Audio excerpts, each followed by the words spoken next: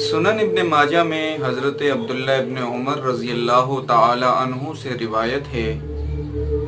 کہ رسول کائنات صلی اللہ علیہ وسلم نے فرمایا، آت الاجیر اجرہ قبل ان یجف عرقہ، کہ مزدور کی مزدوری اس کا پسینہ خشک ہونے سے پہلے ادا کر دی جائے۔ دیکھیں دوستو، اس حدیث مبارکہ سے ہمیں 4 چیزوں کا معلوم ہوا۔ ایک تو یہ کہ مزدوری جو ہے، مزدوری کرنا، محنت کرنا، اس میں کوئی شرم نہیں ہے۔ دوسری بات یہ ہے کہ مزدور جو ہے وہ واجب التکریم ہوتا ہے، اس کی تحقیر جائز نہیں ہے۔ تیسری بات یہ ہے کہ اسے جو مزدوری ملتی ہے اس کا استعمال جائز ہے۔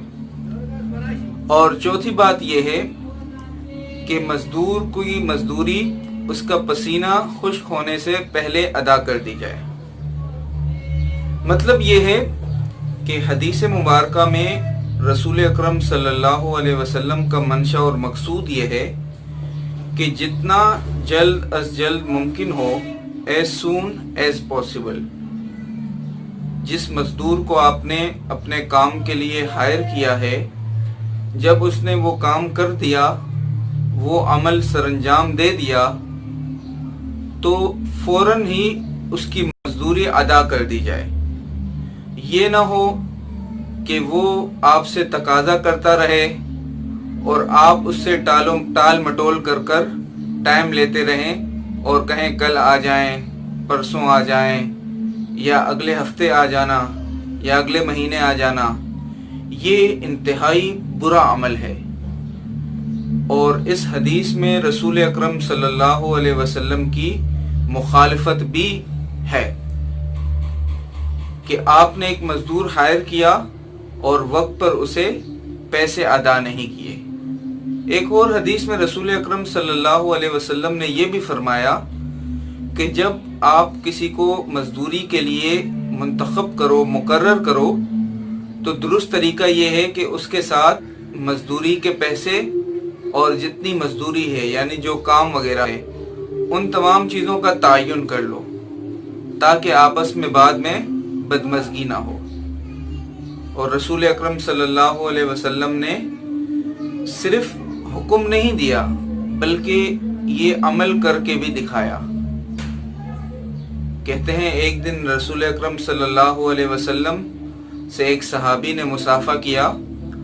تو آپ نے دیکھا کہ اس صحابی کے ہاتھ نہایت سخت تھے اور ان میں سیاہی تھی، یعنی داغ لگے ہوئے تھے۔ تو آپ نے اس صحابی سے پوچھا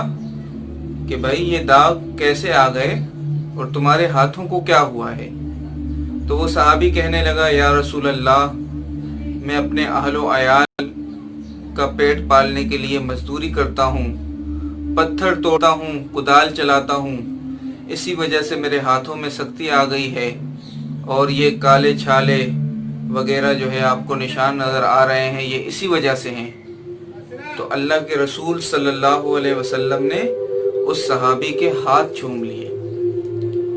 یعنی آپ نے لوگوں کو اپنے اس عمل سے بتایا کہ محنت کرنے والا اللہ تعالیٰ کے نزدیک بھی کتنا قیمتی ہوتا ہے۔ اور صحابہ کرام رسول اکرم صلی اللہ علیہ وسلم معمولی اجرت پر جوانی میں لوگوں کی بکریاں چرایا کرتے، اور جب آپ جوان ہوئے، نوجوان سے آگے عمر بڑھی، تو پھر آپ جو ہے تجارتی قافلوں میں جایا کرتے اجرت دے کر کے، اور حضرت ابوبکر صدیق رضی اللہ تعالیٰ عنہ کندھوں پر کپڑے رکھ کر انہیں بیچا کرتے تھے۔ حضرت علی رضی اللہ تعالیٰ عنہ باغ میں کنویں میں سے پانی بھرتے اور باغوں کو سینچا کرتے۔ حضرت سلمان فارسی رضی اللہ تعالیٰ عنہ مدائن کے گورنر ہونے کے باوجود چٹائیوں پر بیٹھ کر چٹائیاں بنایا کرتے اور ان کو فروخت کر کے اپنی گزر بسر کرتے تھے۔ تو اللہ تعالیٰ سے دعا کریں کہ وہ ہمارے اوپر رحم فرمائے اور ہم جو عمل کرتے ہیں اس میں ہمیں اخلاص نصیب فرمائے۔ وآخر الدعوانا ان